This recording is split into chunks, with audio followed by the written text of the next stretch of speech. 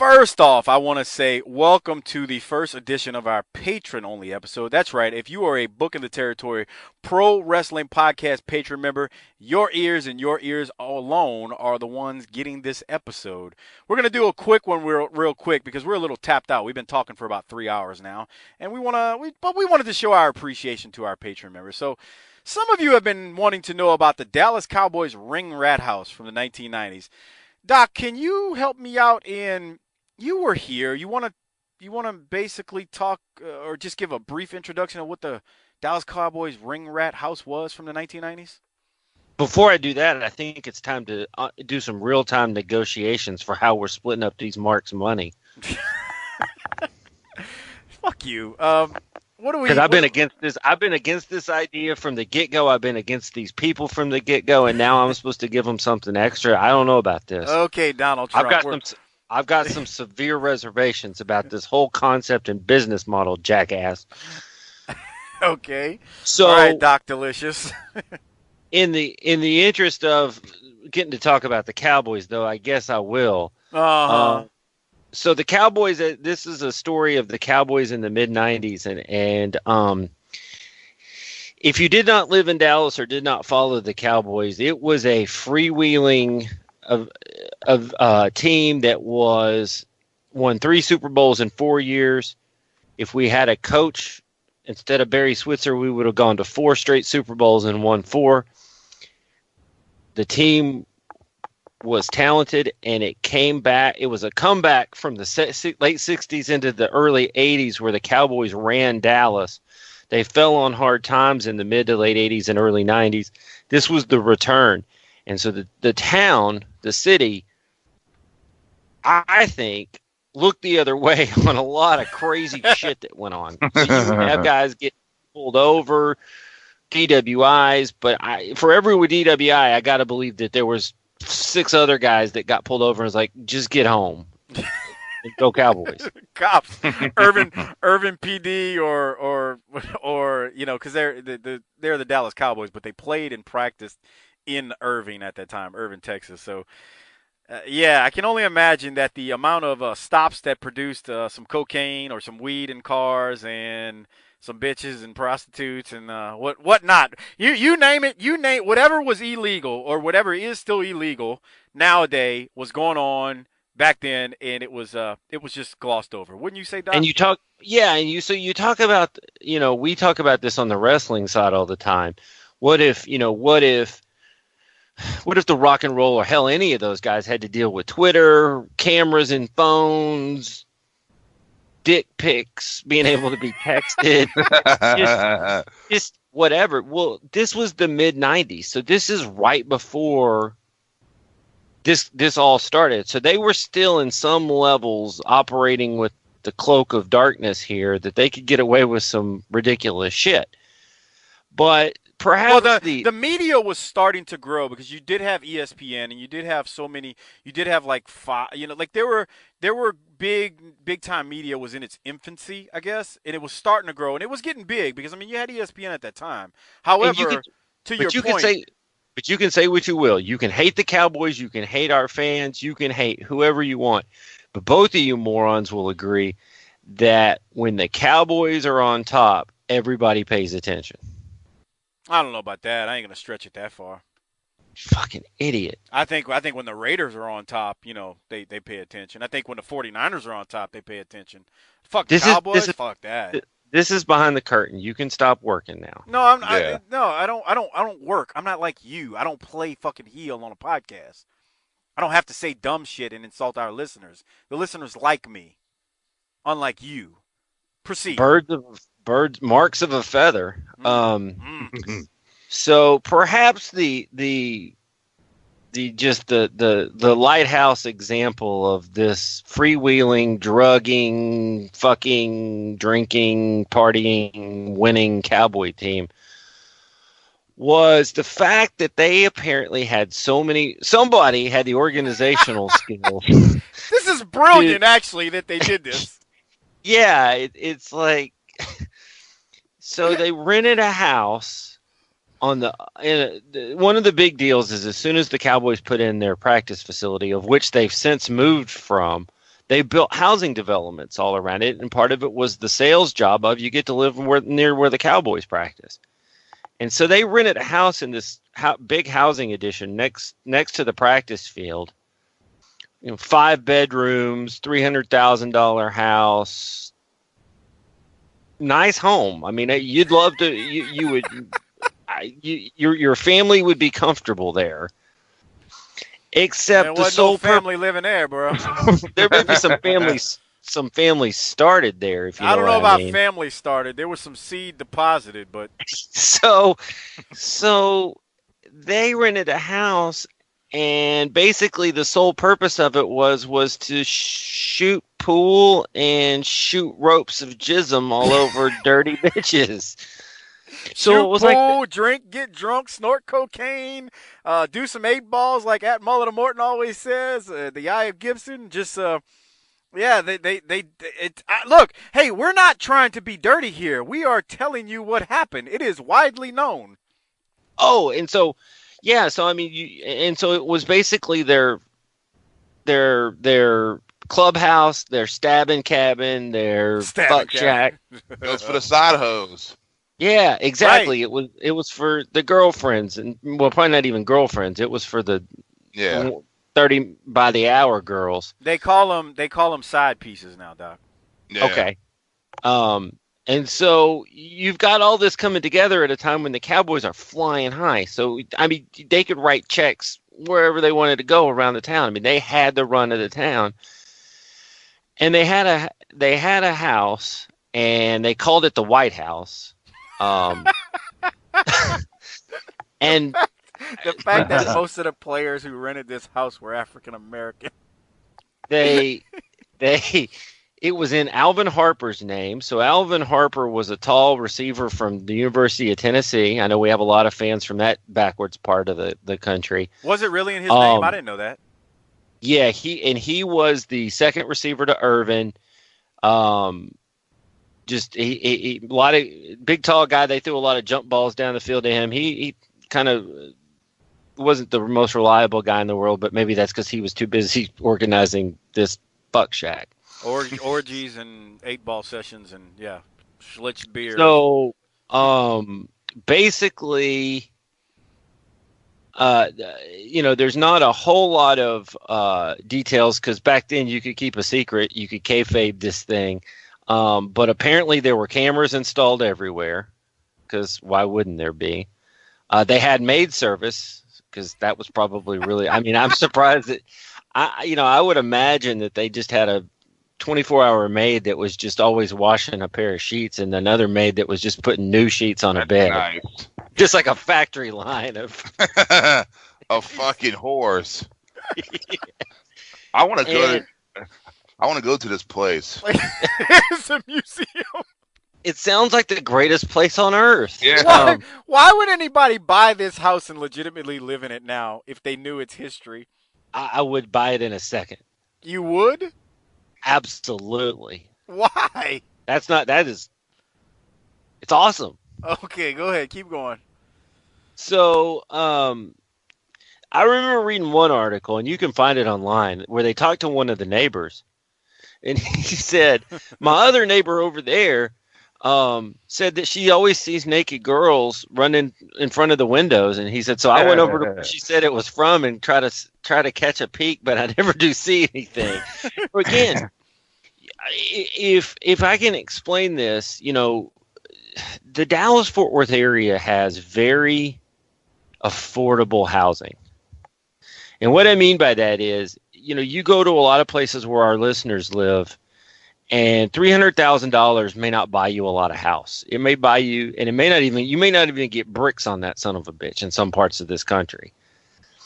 Here, $300,000 will buy you a big, nice fucking house. For real. You agree with that, Mike? Oh, hell yeah. I wish I lived in a $300,000 house. I mean, so my house is not $300,000, but if you took my house and you moved it to California, it's probably $1 million home. If you took it and moved it up north, it's probably $1 million home. I'm just trying to they didn't go down and rent something that you and your buddy lived in college where it was like a frame house that was falling in. They went and got themselves something fucking nice. Right. And 5 bedrooms, 3.5 bath type shit. And the point of this is that if your house is nice, your neighbor's house is nice. And neighbors that have nice houses usually are square motherfuckers that go to work every day and that don't want to put up with a bunch of hookers coming up and down the street. So again, they've set up shop where they could see the practice field from their house, but they're also in the middle of most likely Cracker Town, where they've got like 5 or 6 brothers or how many ever they got running blonde bimbos through there on a nonstop basis. There's some real PR problems associated with this on multiple levels. So then the same neighbor in this interview, was like, man, because the interview was like, well, have you ever thought about calling the cops on him? And he's like, oh, no, not at all. I would never do that. And he goes, in fact, I'm kind of hoping that they get loud so that I can go knock on the door and ask them to quit, and maybe they'll invite me in. So, I mean, I'm serious. You go be loud in your neighborhood and see what happens and how quick you get shut down by your asshole square to uptight ass neighbors. The Cowboys were over like a motherfucker, so they could just like, fuck it, we're going to come fuck all your women and snort all your drugs, and we're going to do it right out in the middle of the day, right in your neighborhood. Here we are, get some. And people just said, okay. What got us, and here's the thing, like if you want to know what got us to talking about this one day, so Doc and I were at work, and we were talking about, you hear these things about pro athletes doing things during the season that distract them from winning games. And one of the examples was a few years ago when Tony Romo and Jason Witten went to Mexico the week before they lost to the New York Giants in the 2008, I think it was, 2007 playoffs, when Dallas was the number 1 seed. And they buried fucking Romo and Witten about being distracted. So there was that instance, and then there was another one where it happened this past playoffs. It wasn't with the Cowboys. It was with the Giants. It was when Odell Beckham and the receivers and DBs went and had a party on a party boat. This is what really got us talking about it. They went and had a party on a party boat in Miami, and they took all these pictures, and it's all the DBs and the receivers, and it's obviously an insinuation of these motherfuckers went down there to bang some ass. And what do wrestlers do? They get some ring rats and they bang some ass, right? So Doc and I started talking about quote-unquote distractions, and people were like saying, oh, well, the Giants, they were distracted. I'm like, them motherfuckers weren't distracted, bro. There was a fucking team in Dallas that had a fucking ring rat house next to the goddamn practice field that they were snorting cocaine at on a nightly basis, smoking weed, bonging shit, banging bitches, running trains. Any fucking thing that you think of that's criminal and not allowed, these motherfuckers were doing, not just during the postseason, but during the regular season. It's so heinous with that. What most likely went on there, that not only could you not do it because your wife would get rid of, or girlfriend would get rid of you, she's probably mad that you're even hearing this right now. Yeah. And it makes me wonder, like, how many did other teams had something like this? You just didn't hear about it, right? Because they had to work a little harder to keep it under wraps. Because the Cowboys were just like, fuck it. Well, and so here's the beauty part of all of this. So apparently, the legend has it that at one point, Jimmie Johnson got involved, and I was about to ask you this.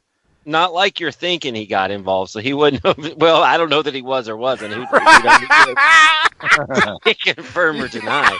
It was like break me off a piece of that shit, bro. Right, bro. If I'm the head coach and I'm an old white guy, I'm like, hold on, Michael Irvin. Wait a second, man. Come on, man. What you got going over there? Give me some of that over there, man. I want in on this. So, you are talking about a guy in Jimmie Johnson that left the University of Miami, hit Dallas, looked around, looked at his wife and said, I want a divorce. I don't need wives to attend university functions anymore, so I don't want to be married anymore. Did he really do that? Yeah. I didn't know that was a story. Okay. It was good for the university leadership for him to be married and present a good front. And when he got to Dallas, he's like, shit, I don't need that anymore. This is the pros. Fuck it. And got a divorce. Okay. So he goes, hey, it's nothing personal. I'll make sure the kids are taken care of. You'll never want for anything, but see ya.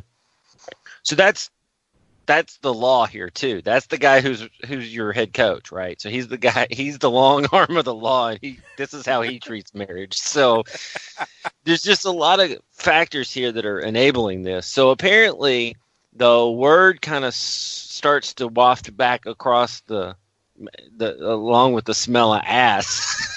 Just wafts across. So Jimmie at the practice facility. That, hey, man, it's just a wild-ass scene over there.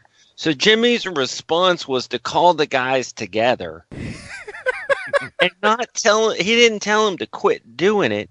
He told them to be quieter about it. It's awesome on so many levels. So it's like, and what a fucking boss to have. What a great boss, right? Yeah. I'm not telling you to not go bang some rats and do whatever. Just keep your mouth shut about it. You're a black man in the Dallas-Fort Worth area. You got to keep, you can't bang the banker's daughter out in the middle of the cul-de-sac. So just, the thing about those kinds of things, and it's true here too, is that it's great. It's a great story and it seems like a lot of fun. It never ends well. No, it's never going to end. No, it's not going to end well. It doesn't end well. I mean, go look at mobster movies. It's great. It's cool. It's blah, blah, blah. Everybody dies or goes to jail, right? So it started unraveling. Guys started getting, injuries pile up, free agency of the team, but guys were starting to have, personal problems. And Michael Irvin damn near killed one of the offensive linemen with some scissors at training camp. And had his own problems getting busted with coke and a hooker, and just eventually those kinds of things all. Jimmie was gone, and then Switzer, which he might have been probably a bigger enabler than actually Jimmie Johnson, so it just probably spiraled out of control there. Just an amazing story, and again, we talk about this a lot of times in talking about old wrestling. I think there's certainly guys getting their swerve on everywhere. But how many teams can pull together a scene like that in the year 2017? No, you ain't doing that shit now. No, nothing close to that. Right, I mean, that's what I'm saying. Look at what just happened with the Giants with the party boat. I mean, all they did was take a picture of some African American guys on a boat with their shirts off, and they were fucking crucified through the media about it's a distraction and dude, I mean, they're not renting a house. They just went for an outing on a boat. Now, look, I'm not stupid. I realized there were some, in the guise of, wrestling, the wrestling business, there was some rats being serviced. If it's got a hole, it was being serviced by the New York Giants rock and roll. I do realize that. So I'm not saying that. My point is people will paint it as a distraction, but it was nothing compared to the Dallas Cowboys ring rat house. So have you guys seen, because I've seen this movie probably 40 times, Any Given Sunday? Oh, yeah. You know the party they have at the house where Lawrence Taylor cuts what's his nuts, his Hummer in half, and they have that huge party? Yeah. Yeah, and they have that's kind of, I bet you anything, that's what that was taken off of. Oh, that's 100%. That is 100% what went down at the Dallas Cowboys ring rat house. I never having been there, don't know anybody who's there. Yes, that would have went down. Yes. You gotta bet the sofa was so full of jizz. I bet it was in the drywall, dude. You could take those sofas to a fucking sperm bank and get like 20 grand. Because basically, what happened is that they'd get done with practicing and then head over there, and their wives would be like, "When are you coming home?" I'm at work, baby. Yeah. Jimmy. Jimmie's working as hard. Watching film. These guys watching play film of the Redskins for next week, baby. Meanwhile, they're fucking ball bag deep in some treacherous pussy. They got some local fucking TCU whore doing coke off their dicks. That's real classy. Aren't you guys glad that you signed up for the patron membership? This is the ride that you've always wanted, and I hope it was worth it for you. The way you go to, baby. Southern Methodist University, suck that dick. Taking pictures of it, sending it to their damn daddies. Yeah. Go Mustangs. Fucking Tiffany has a black dick poking out the back of her head.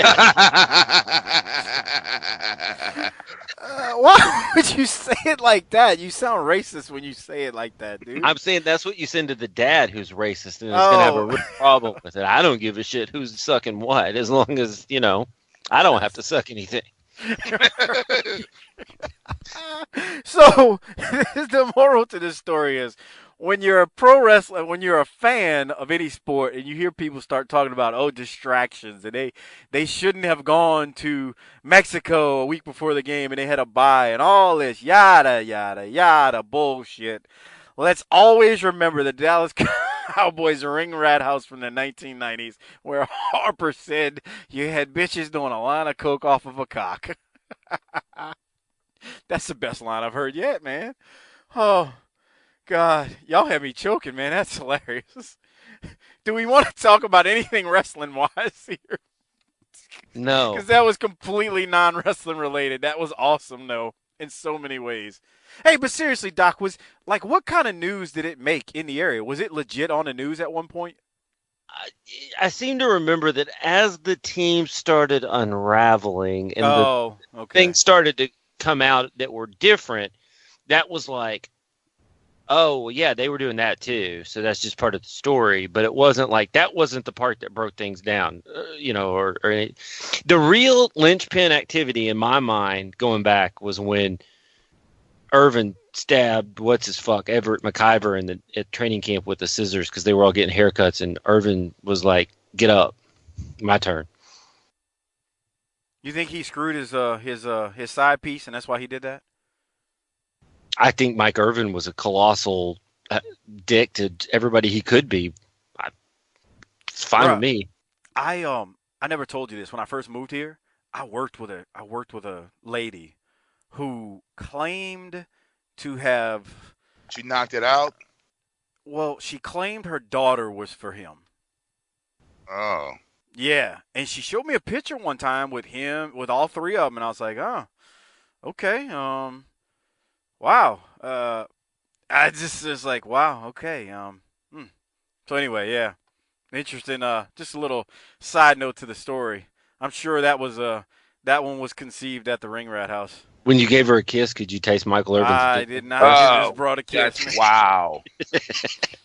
We got to turn it up. It's for the patrons. It's for the most marky of the marks. But she did say that, man. She was like, she said, yeah, we were friends. Yeah, you were friends, all right.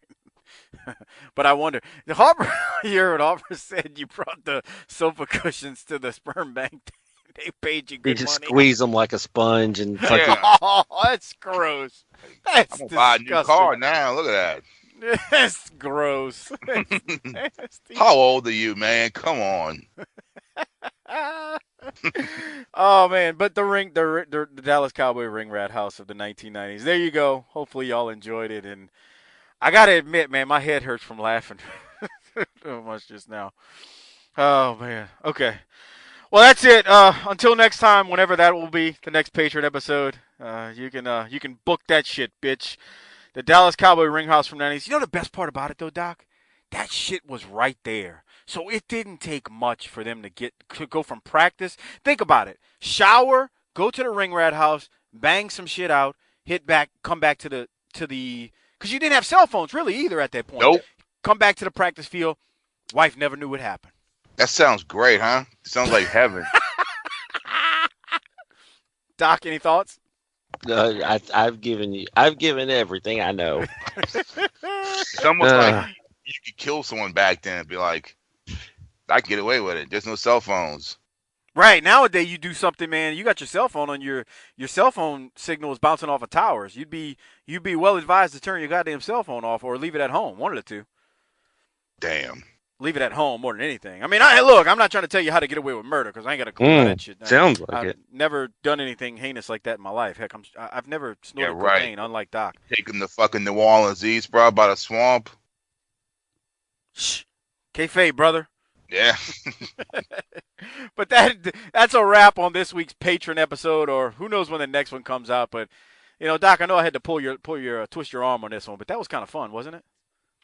Yeah, I don't know. Okay. For Mike and Doc and Hardbody Harper, hit the tagline and get us out of here on this week's Patron episode. Book it, bitch.